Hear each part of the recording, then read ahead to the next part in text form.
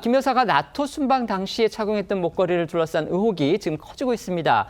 그간 이 목걸이가 과연 진품이냐 모조품이냐 이걸 두고서 관심이 집중됐었죠. 바로 김건희 여사 측이 검찰에다가 이거 모조품이다 이렇게 주장했었기 때문인데요. 결국 특검이 김 여사 측 주장대로 압수한 목걸이는 적어도 모조품이 맞다 이렇게 결론을 내렸다고 합니다. 네, 목걸이를 정밀 감정한 특검팀은 압수한 목걸이가 정품 여부를 확인할 일련 번호도 없는 모조품이라고 결론 내린 것으로 알려졌습니다.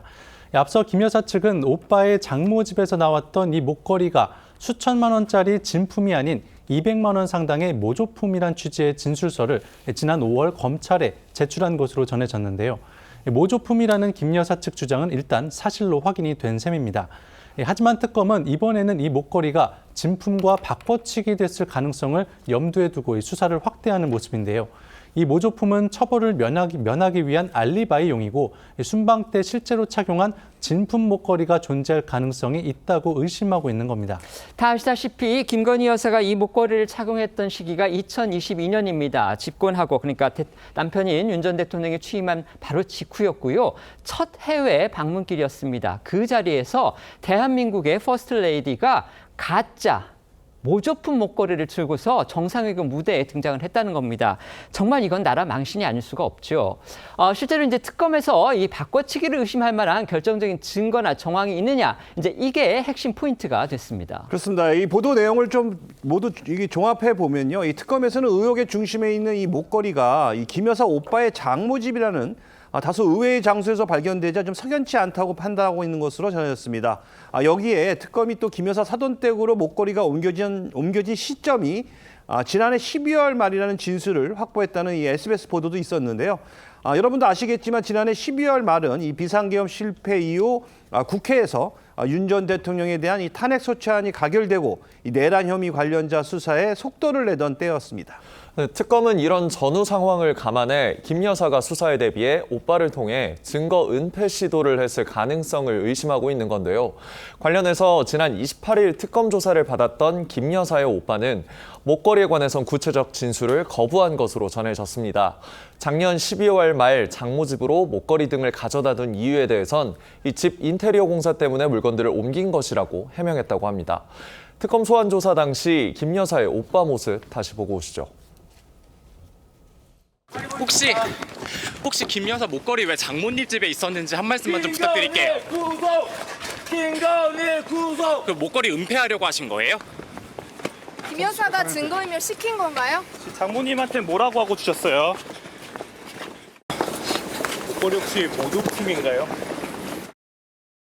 특검에서는 모조품 목걸이의 구매 경로를 추적해 구매자와 자금 흐름 등도 확인할 방침입니다.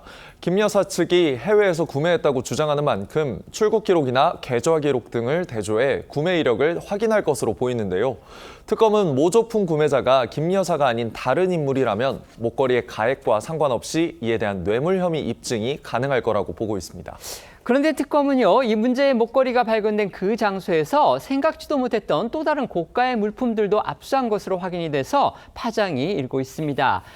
우리나라 출신의 세계적 화가죠. 이우환 화백의 20억 원 상당 가치의 그림이 나온 겁니다. 이 그림에는요, 진품 감정서도 함께 있었다고 합니다.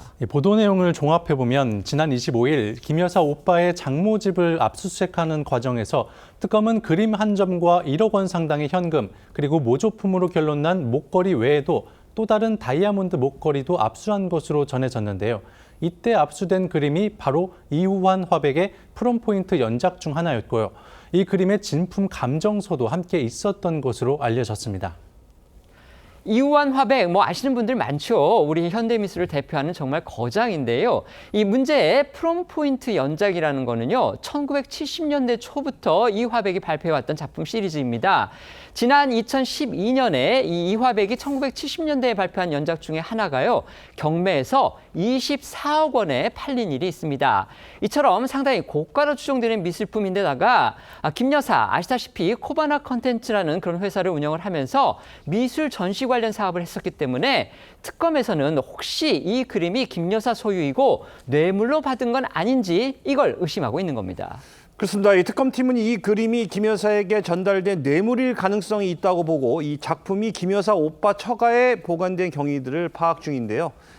김 여사 오빠가 이 목걸이 등 압수된 물품을 인테리어 공사를 위해 장모 집에 옮겼다는 취지로 진술했지만 이 특검에서는 신빙성이 떨어진다고 판단한 것으로 전해졌습니다. 이 고가의 그림을 별도의 보관 장소도 아닌 이 장모 자택에 걸어놓은 정황이 석연치 않다는 겁니다. 하지만 김건희 여사 측에서는요, 이 같은 보도, 그다음에 특검발 추측에 대해서 전혀 근거가 없다. 특히 이 압수된 이우환 화백의 작품에 대해서는 아는 바가 없다. 이렇게 입장을 밝혔습니다. 맞습니다. 김 여사 측은 현금이나 그림 등 나머지 물건들은 김 여사의 것이 아니며 전혀 관계가 없다는 입장입니다. 김 여사 측은 모조품 목걸이에 대해서도 나토 순방 당시 착용한 것은 맞지만 바꿔치기 한 적도 압수수색에 대비해 증거인멸을 시도한 적도 없다고 반박했고요. 오빠에게 모조품 목걸이를 선물했었고 나토 순방 때 빌려 쓴 거라는 보도에 대해서는 사실이 아니라고 부인했습니다.